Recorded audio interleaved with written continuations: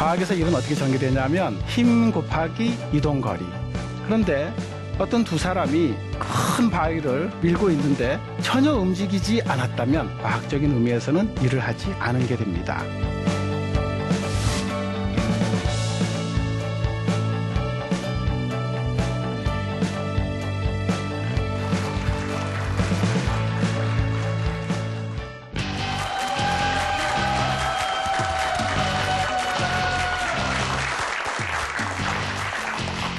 뉴턴이 사과나무 아래서 발견한 과학, 그 짜릿한 즐거움을 여러분에게도 선사해드립니다. 사람과 과학의 만남, 사과나무의 엄지입니다.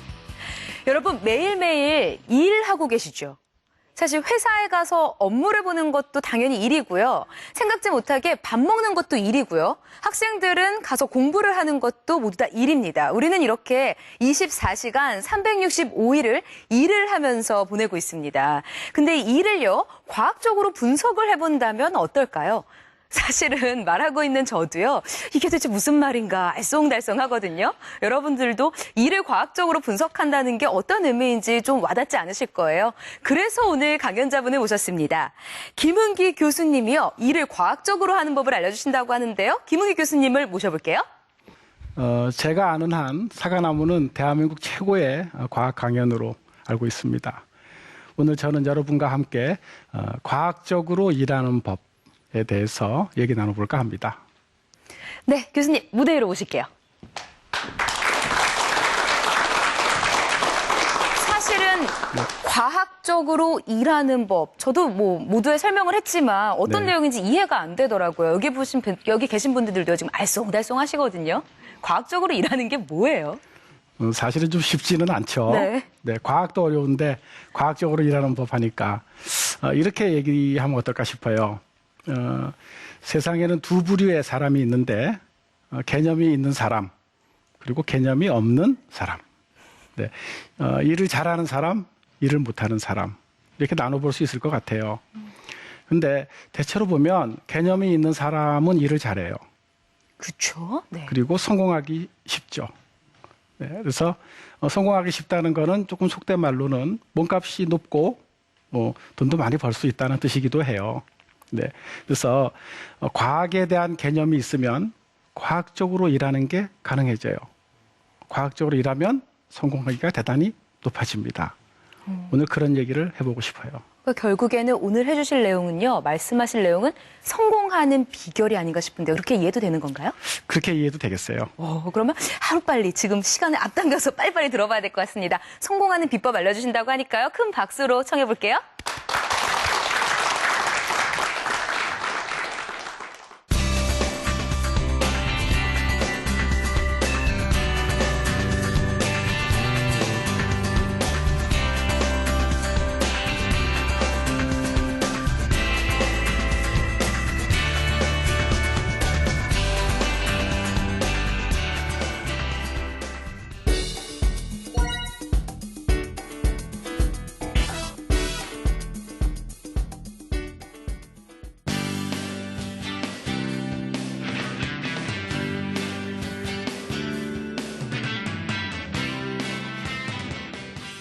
저희 인류가 지구상에 발을 딛고 산 이래로 세 가지 유명한 사과가 있습니다.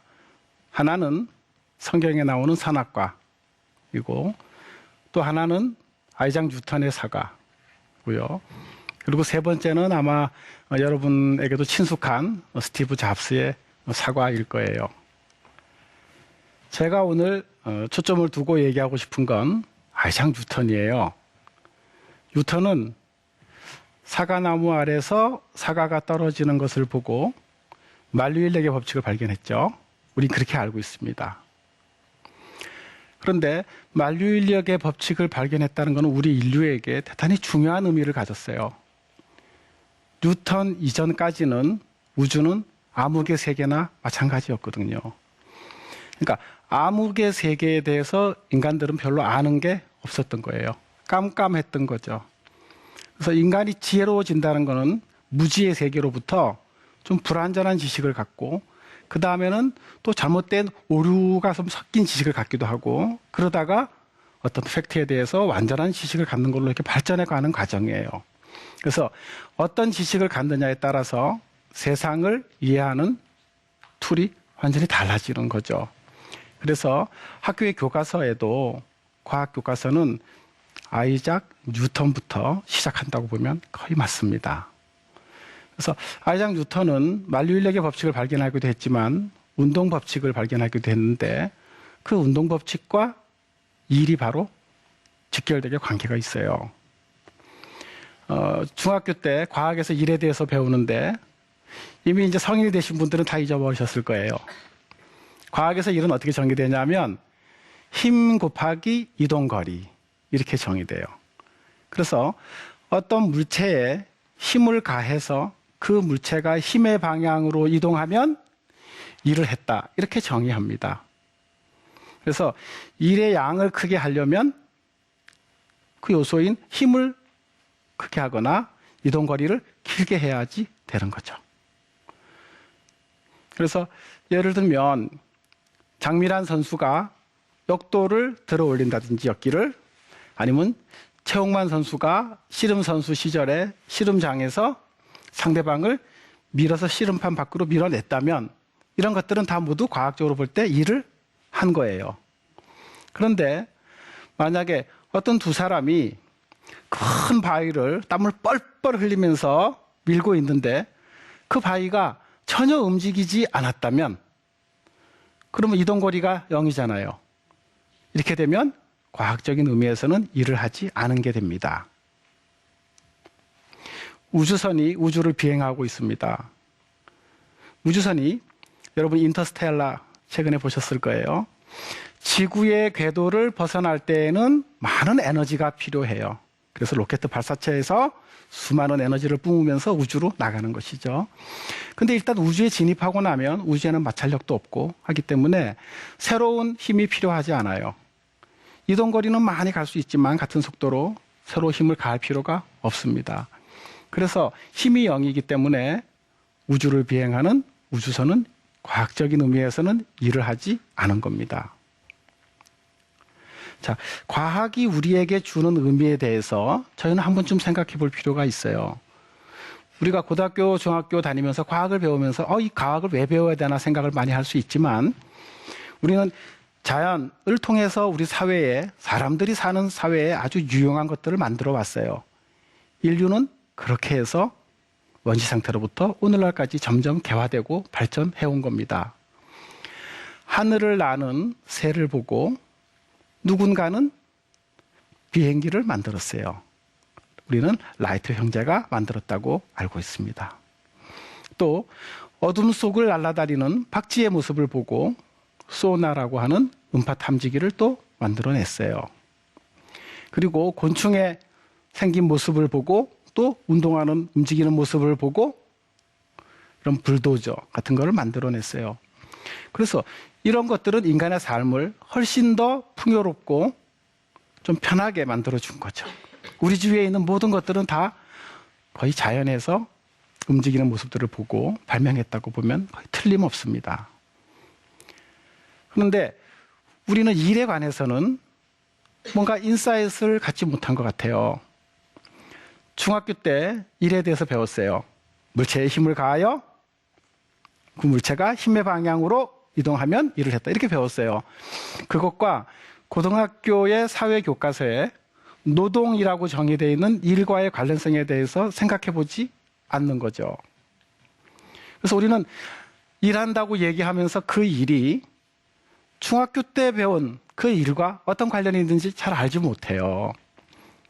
그래서 우리는 이런 점을 착안해서 어떻게 하면 과학적으로 일하는 법을 우리가 찾아봐야 되겠다는 거예요. 그래서 일상에서 일 이렇게 한번 구분해 봤어요.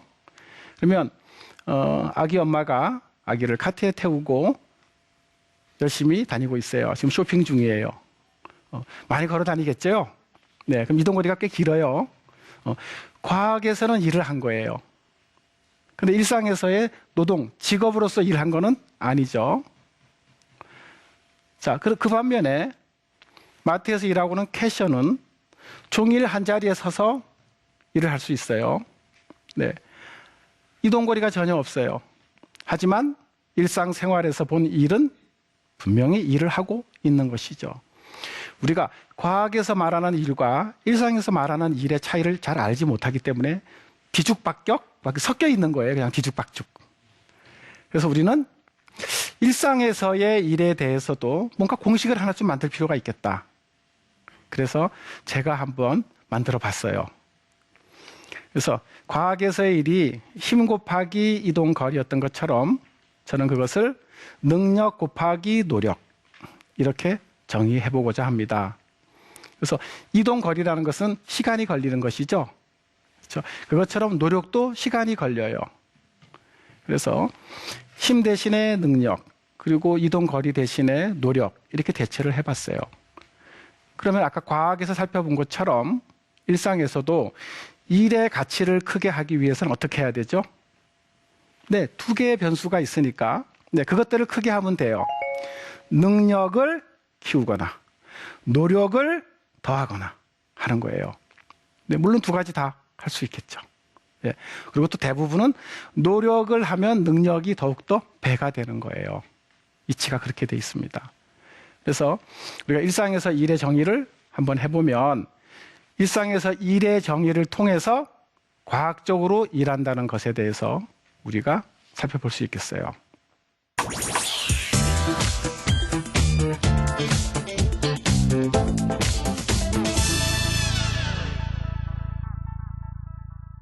자, 그러면 지금부터 과학적으로 일하는 게 무엇인지 살펴보겠습니다.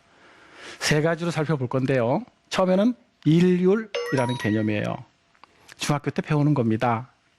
근데 제가 잊어버렸죠. 네, 일률은 한 일을 시간으로 나눈 거예요. 그러니까 같은 양의 일을 했을 때 누가 더 짧은 시간에 아니면 긴 시간에 했는지, 그러니까 누가 더 효율적으로 했는지 비효율적으로 했는지 알 수 있어요. 그렇겠죠. 네, 그럼 이걸 조금 더 쉬운 예로 한번 살펴보죠. 자, 서울에서 부산까지 또는 부산에서 서울까지 이동한다고 우리 가정을 해보세요. KTX, 새마을호, 무궁화호 이런 열차들이 있습니다. 근데 똑같은 거리를 이동하는데 KTX는 2시간 20분 걸리는 반면에 새마을호는 4시간 40분, 2배 걸려요. 시간이. 그러니까 같은 거리를 이동했는데 소요 시간이 짧은 쪽이 일률이 어때요? 높은 거예요. 일률이 큰 거예요. 그렇습니다. KTX가 새마을보다 일률이 큰 거예요. 여기에 중요한 이치가 하나가 숨어 있어요. 각각의 가격이 달라요. 요금이. KTX가 가장 비싸요. 네. 그래서 일률이 높으면 가격이 높아요. 아시겠습니까? 이게 우리 일상생활에 갖는 대단히 중요한 의미가 있습니다. 그 점을 살펴보면 이렇게 시소가 있는데 양쪽이 평형을 이루고 있어요. 오른쪽에는 한 사람이 편안한 자세로 앉아 있습니다. 왼쪽에는 수많은 사람들이 때를 지어서 시소 위에서 떨어지지 않으려고 노력하고 있어요. 도대체 무슨 일일까요? 어떻게 한 사람과 저 수많은 사람이 같은 가치를 갖고 있을까요? 이런 거예요. 누군가는 1시간 동안 일하면 5,580원 시급을 받습니다. 근데 빌 게이츠는 얼마나 버는지 계산을 한번 해봤어요. 그랬더니 1시간에 5억 5천만 원을 벌어요. 5억 5천만 원을 5,580원으로 나누면 10만이 나와요. 10만 배. 그럼 어떻게 된 거예요? 저 시소위의 모습은 일당 100도 아니고 일당 10만인 거예요. 엄청난 거 아니겠어요? 자, 우리는 방금 전에 일상생활에서의 이 일의 공식을 한번 만들어 봤어요. 일은 능력 곱하기 노력. 자, 우리 노력 관련해서 알고 있는 게 있어요. 1만 시간의 법칙. 아시죠? 네.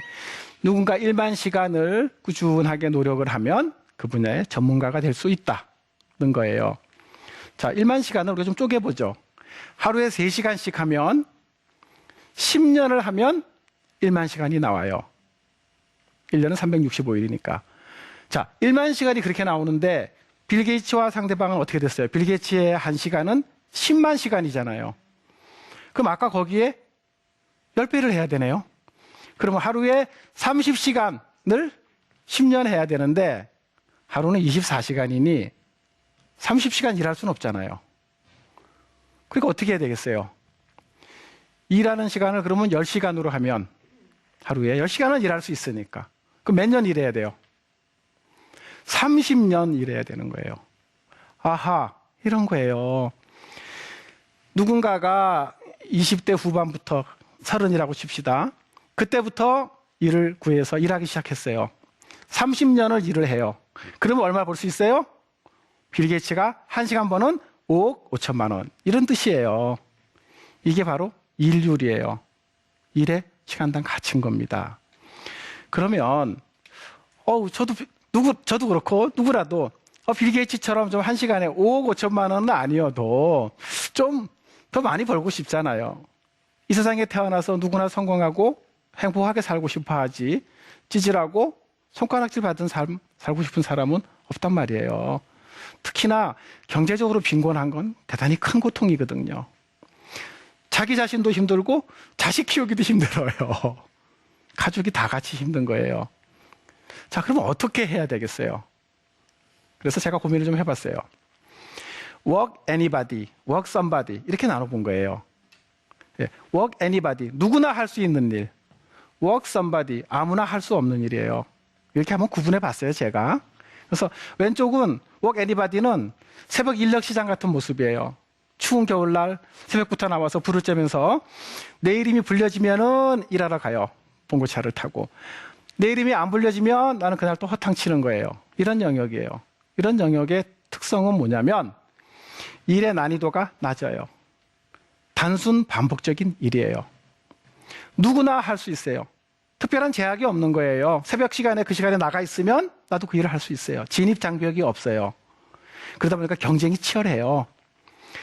의태어로 표현하면 우글우글한 이런 모습이에요. 바글바글한 이런 모습인 거예요. 그래서 이런 시장을 경제학적으로는 프라이스 테이커라 그래요. 자기가 가격을 정하지 못하고 누가 정해놓은 가격을 나는 따라야 되는 거예요. 이런 시장이에요. 오른쪽에는 쾌적한 환경에서 일하고 있어요. 아무나 할 수 없는 일이에요. 일의 난이도가 높아요. 그 시장에 진입하기까지는 경쟁이 치열하지만 일단 들어가면 한랑한 거예요. 의태어로 표현하면 띄엄띄엄한 그런 곳이에요. 변호사, 의사 이런 거 생각해 보시면 돼요. 정원이 있잖아요. 정원 안에 들어가기는 힘들지만 딱 들어가고 나면 그러면 그 사람들은 자기네가 가격을 정해요.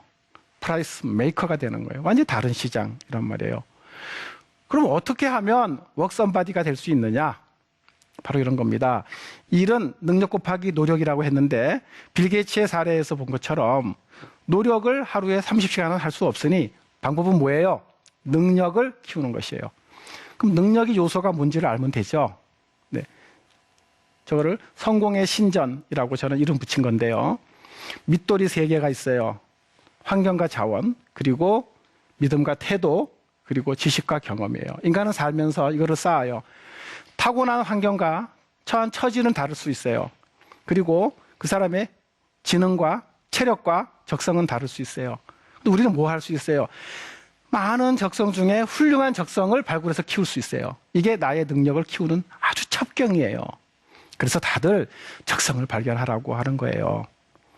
자, 그리고 좋은 태도. 누군가는 세상을 밝게 보는데 누군가는 어둡게 봐요. 누군가는 할 수 있다고 믿는데 누군가는 나는 할 수 없다고 믿어요. 이런 태도가 그 사람의 능력을 결정해요. 지식은 말할 것도 없는 거죠. 이런 것들을 통해서 가치를 창출하고 가치를 창출하면 뭘 받아요? 대가를 받는 거예요. 한 글자로 하면 돈인 거죠. 그걸 받는 거예요. 자, 두 번째예요. 아까 일률이었어요. 이번에는 과학적으로 일하는 합력이에요. 자, 힘의 방향이 같으면 두 힘이 플러스로 합해져요. 힘의 방향이 다르면 한쪽은 마이너스로 깎이는 거예요. 그냥 이렇게 학교에서 배우고 끝이었어요. 이렇게 하면 안 되는 거죠. 자, 우리 일상생활에 비춰보면 누군가가 활을 쏘고 있어요. 자기 미래의 비전을 향해서 활을 쏘는 거예요. 비전은 내가 지금 당장 이 자리에서 실현할 수 있는 건 아니잖아요. 그래서 미래 활을 쏴요. 사람마다 그 altitude, 수준은 달라요. 어떤 사람은 그 비전이 크고 원대하고 어떤 사람은 조금 낮을 수 있지만 어쨌든 비전이라는 게 있을 수 있어요. 그럼 합력은 뭐냐? 그 비전을 달성하기 위해서 작은 목표들을 우리는 그때그때 만들어서 성취해 나가야지 돼요. 근데 그 목표가 비전과 비슷하게 생긴 모양들이어야 된 거예요. 예를 들어서 누군가가 나는 커서 나이팅게일 같은 훌륭한 간호사가 돼서 몸이 아픈 사람들을 고쳐주고 싶다는 그런 꿈을 가졌다고 생각해 봅시다. 그런데 어느 날 TV에 나온 김연아의 스케이팅하는 모습을 보고 나도 스케이트를 잘 타야 되겠어 하고 스케이트 타는 노력을 하루에 5시간 이상을 해요. 그러면 합력이 어떻게 되겠어요? 하나는 플러스, 하나는 마이너스로 쪼개지는 거예요. 그래서 합력이 대단히 중요합니다. 세 번째 지뢰인데요. 지뢰는 3가지 종류가 있어요. 1종, 2종, 3종 지뢰. 하지만 공통점이 있어요. 뭐냐면 작은 힘으로 큰 힘을 낼 수 있다라는 거예요. 힘점에 작은 힘을 가해도 작용점에서는 큰 힘을 낼 수 있는 거예요. 자, 1종 지뢰를 갖고 제가 설명해 보려고 그래요. 1종 지뢰는 가위와 아까 봤던 시소 이런 것들이 1종 지뢰예요. 보시면 이런 겁니다. 누군가는 자기 혼자의 능력만을 키우려고 할 수 있어요. 근데 지뢰를 활용할 줄 아는 사람은 남의 능력을 활용할 수 있는 거예요. 아시겠습니까? 그래서 내가 나의 능력을 키우면 나의 힘점의 힘이 강해지겠죠. 나를 불태우는 것은 열정이에요. 그래서 열정이 크면 아까 같은 좋은 태도를 갖고 좋은 지식을 쌓아나갈 수 있어요. 그런데 상대방에 대해서 따뜻한 마음이 있는 사람은 연민, 컴패션이라고 그러죠. 이런 마음이 있는 사람은 그 사람의 도움을 받을 수가 있어요. 대단히 큰 겁니다. 그래서 1등 하기는 어렵지만 인류 리더가 되기는 쉬워요. 우리는 리더가 되는 법을 배우면 됩니다. 자, 마지막인데요.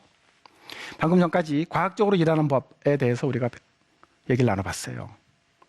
자, 보이지 않는 힘이라는 게 있어요. 그게 뭐냐면 이런 거예요. 물고기가 바닷속에서 유유히 헤엄치고 있습니다. 그런데 갑자기 이 물고기에 이런 일이 벌어진 거예요. 땅바닥에서 숨을 헐떡거리면서 저렇게 하고 있어요. 무슨 일이 일어난 거죠? 왜 물고기는 헤엄칠 수 없나요? 그래요. 물이 없어서 헤엄치지 못해요. 너무 단순하지만 여기에 보이지 않는 힘이 있는 거예요. 물속에서 헤엄치는 물고기나 창공을 나는 새나 콩이 중력의 영향하에 있어요. 중력은 보이지 않죠? 하지만 중력이 있기에 물속에는 부력이 있고 공중에는 양력이 생기는 거예요. 그래서 새는 날 수 있고 물고기는 헤엄칠 수 있어요. 이게 우리한테 시사하는 바가 대단히 큰 겁니다. 혹시 여러분이 안 되는 장에서 저렇게 기를 쓰고 노력하고 있는지 생각해 보실 필요가 있어요. 이런 거예요. 자, 퀵서비스입니다. 퀵서비스는 대표적으로 이런 영역이죠. 이동거리가 길어요. 또 짐을 많이 택배를 갖고 옮겨야 되면 엘리베이터가 없는 집이면 4층까지 오르락내리락 힘들게 해야 돼요. 힘도 많이 들고 이동거리도 긴 영역인 거죠. 대단히 고단한 거예요. 그런데 퀵서비스를 계속 할 수 있을지 없을지 밑에를 보면 알 수 있어요. 밑에 뭐죠? 네, 드론이에요. 이제는 드론이 배달을 해줘요. 저 퀵서비스 아저씨가 자기의 능력을 키우겠다고 오토바이 타는 기술을 더욱더 익히고 그리고 어떻게 하면 혼잡한 도로에서도 그 사이를 빗사이로 막가듯이 빨리 갈 수 있는지를 아무리 연습해도 자기가 안 되는 장이 되면 타락할 수밖에 없는 거예요. 작년에 영국 옥스퍼드 대학에서 프레이 교수와 오스본 교수가 고용의 미래라는 연구 결과에 발표를 했습니다. 총 702개의 직업군에 대해서 조사를 해봤어요. 그래서 컴퓨터화가 진전되면 될수록 어떤 직업들이 빨리빨리 없어질 것인지 했어요. 놀라운 결과였습니다. 20년 안에 47%에 해당하는 직업들이 없어지는 거예요. 예전에 타이피스트가 있었습니다. 여러분 지금 타이피스트가 직업이에요? 아닙니다. 우리 모두 타이핑을 너무 잘해요. 그렇죠? 택배 아저씨, 퀵서비스 아저씨도 그렇고 텔레마케터, 경비, 버스기사 이런 직업들이 다 그래요. 여러분이 대단히 고난도의 일이라고 생각하는 회계사도 심지어 가장 빨리 탈락하는 직업군에 들어가 있어요. 기계, 인공지능이 대체할 수 있는 거예요. 이렇게 세상이 바뀌고 있습니다. 그래서 보이지 않는 세상, 미래, 이곳에 대해서 공부를 해야지 됩니다. 나의 능력을 키우고 남의 능력을 활용하고 보이지 않는 힘을 활용할 줄 알면 그 사람은 그게 바로 과학적으로 일하는 것이고 대단히 성공하기가 쉽다. 제 강의는 여기까지 마치겠습니다. 감사합니다.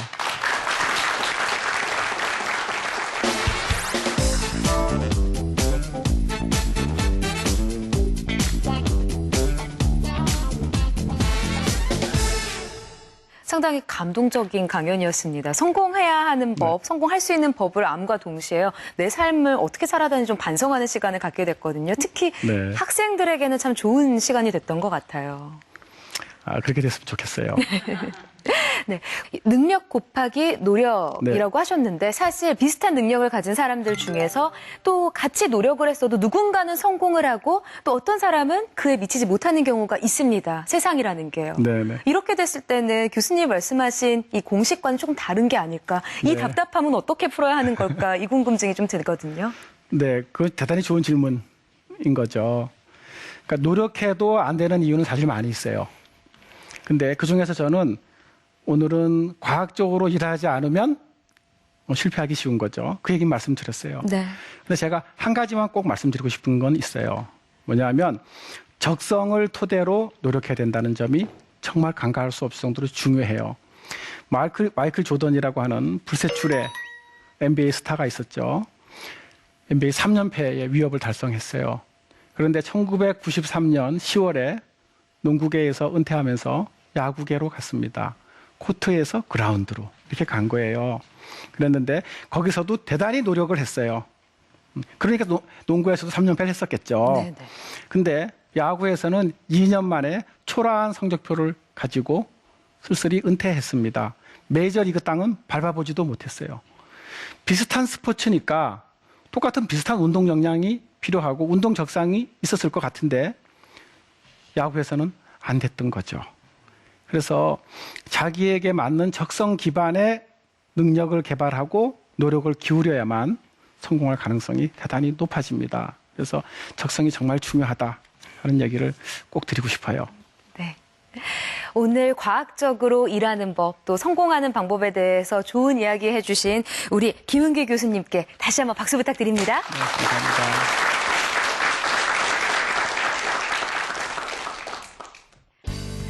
사실 강연을 들으면서요, 저는 이런 생각을 해봤습니다. 과연 24시간 365일 나도 일을 하고 있는데 과학적으로 일을 하고 있는 건가 반성을 좀 했거든요. 사실 내가 하는 일을 좀 가치 있게 만드는 거 정말 어려운 일이지만 사실 나 스스로밖에 못하는 일이기도 하고요. 꼭 나의 발전을 위해서 필요한 일이기도 하다. 필요한 방법을 찾아야 한다라는 생각을 하게 한 시간이었습니다. 사과나무 아래서 들려드리는 과학 이야기. 여러분 오늘도 재밌으셨나요? 다음 시간에 더 흥미있고 더 재미있는 내용으로 여러분 찾아오겠습니다. 고맙습니다.